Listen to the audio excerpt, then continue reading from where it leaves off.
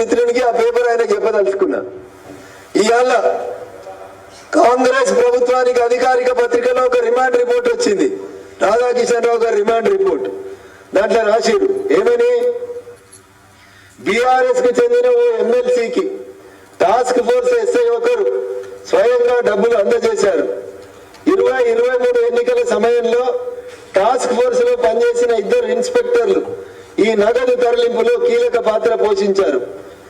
రాధాకిషన్ రావుకు బాల్య స్నేహితుడైన ఓ ఎమ్మెల్సీ కోసం రాజపుష్ప సంస్థ నుంచి భారీ ఎత్తున నగదులు తరలించినాం అనే రిమాండ్ రిపోర్ట్ లో రాశారు. ఇది రఘునందన్ రావు సొంత కవిత్వం కాదను.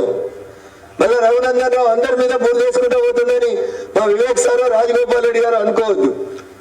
ఎందుకంటే వాళ్ళు బాధితులు కాబట్టి చెప్తా ఉన్నా.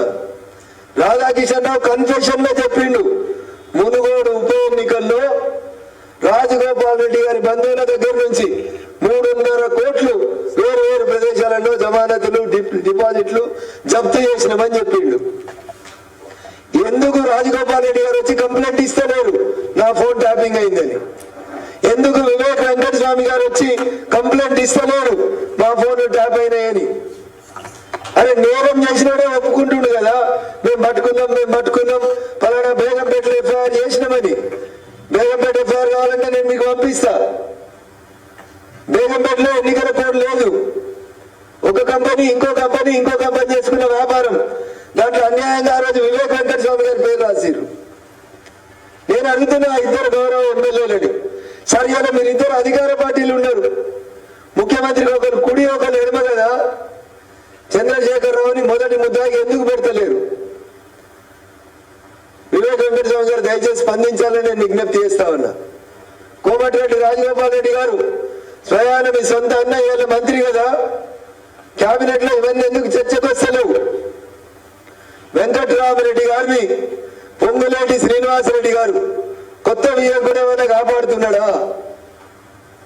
బీఆర్ఎస్ గవర్నమెంట్ లో ఆ రోజు జడ్చర్ల లక్ష్మారెడ్డి అనే వియ్యంకుడు కాపాడితే, ఈ వల్ల రాజపుష్పకు సంబంధించిన పి వెంకటరామరెడ్డి అనే ఎమ్మెల్సీని కొత్తగా వియ్యమందినటువంటి రాష్ట్ర కేబినెట్ లో నేనే నెంబర్ 2 అని చెప్పుకుంటున్నా.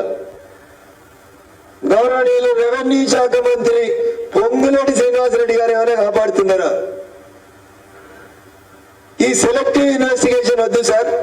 నేను డీజీపీ గారికి కూడా ఇదే మాట చెప్పిన, please don't do selective investigation, go for the comprehensive investigation. 2 June 2014 Telangana రాష్ట్రం ఏర్పాటైన నుంచి ఎవరెవరు డీజీపీగా పనిచేసారు, ఎవరెవరి ఫోన్లు విన్నారు, ఏ హీరోయిన్ల సంసారాలు కూలిపోయినాయి, ఏ బంగారు వ్యాపారం చేసిన ఇళ్లకి వెళ్ళి డబ్బులు ఎత్తుకపోయిండ్రు, ఏ టీవీ ఛానల్ యజమానిని రిమాండ్ చేసిండ్రు. వారు ప్రస్తుతం టీవీ ఛానల్ యజమాని, గతంలో వారు రియాల్టర్. వారి ఇంట్లోకి ఎత్తుకపోయిన 2 కోట్ల నగదు ఏడున్నది?